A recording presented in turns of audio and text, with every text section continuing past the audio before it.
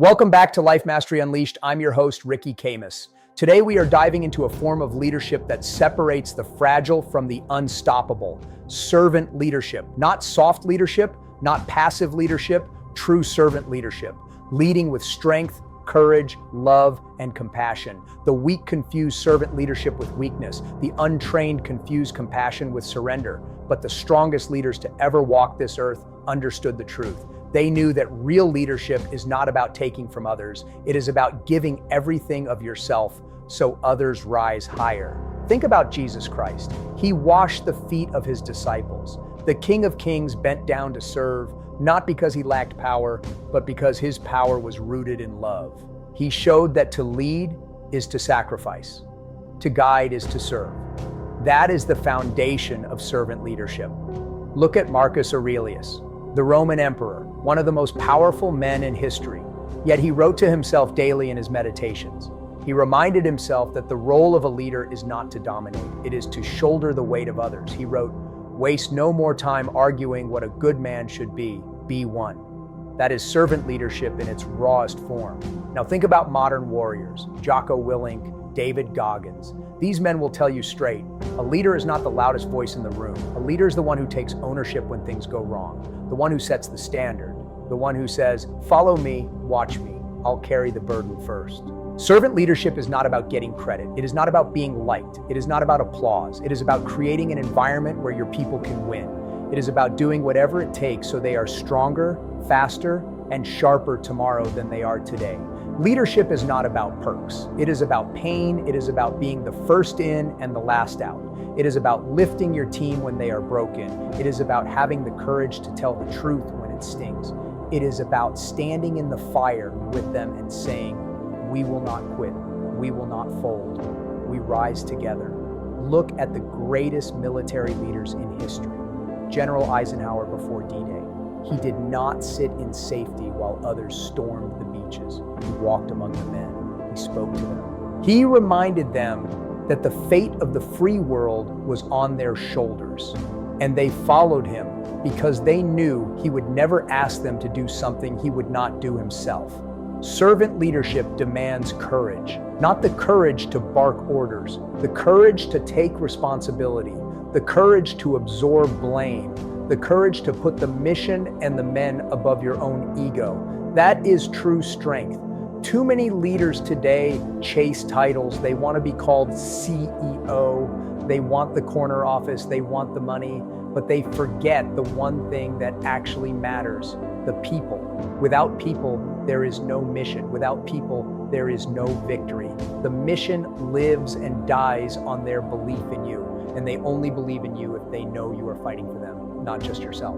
That is where love comes in, not soft, emotional love, but the highest form of love, agape love, love that says, "I will sacrifice for you, I will give you my time, I will give you my energy, I will give you my strength."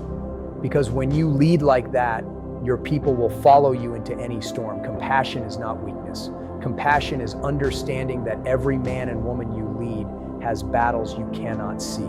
They have doubts, they have fears, they have scars. A servant leader does not exploit those weaknesses. A servant leader helps them rise above them. He sharpens them, he trains them, he builds them into warriors. I think about my own journey as a soldier in the 82nd Airborne, as a leader in business, as a husband and father.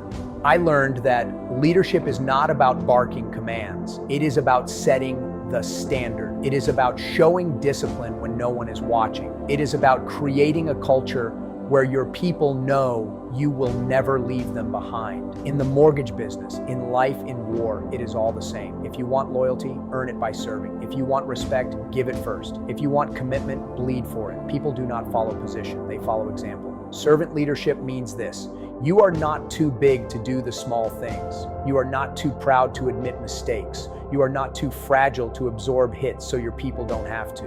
And when you lead that way, your team transforms. They stop working out of fear, they start working out of belief.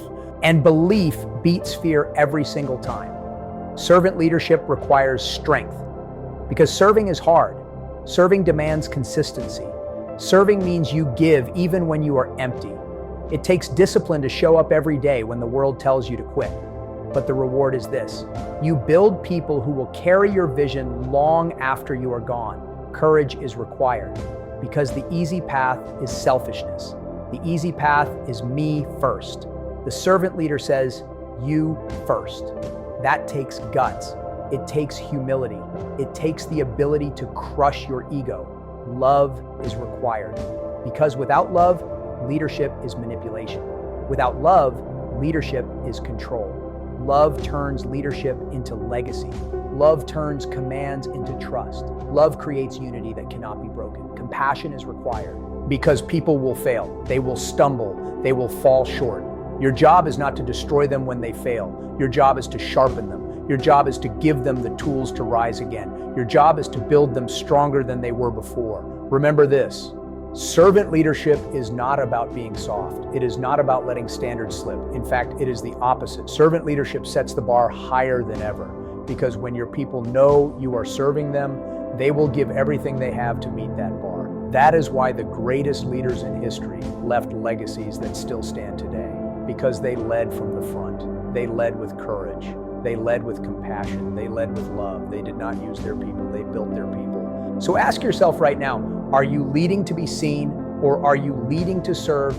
Are you chasing recognition or are you building warriors? Are you taking credit or are you taking responsibility? Your family is watching. Your team is watching. Your children are watching. They do not care what you say. They care what you do.